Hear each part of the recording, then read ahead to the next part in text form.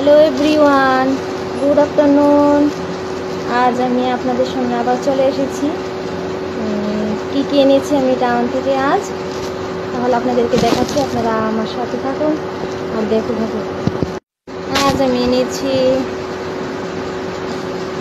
Dress এনেছি V2 থেকে আমার সোনামায়ের জন্য।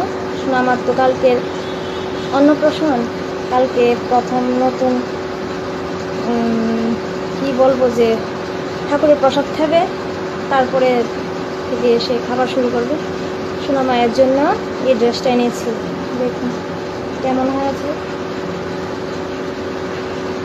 দুটো ড্রেস এনেছি, এই যে এটা একটা টপ, একটা প্যান্ট, দেখুন কেমন হয়েছে আমার ছোট্ট সোনা মায়ের জন্য। আর এনেছি 3টা রুমাল আমাদের জন্য, মামি এবং আমার হাজবেন্ডের জন্য।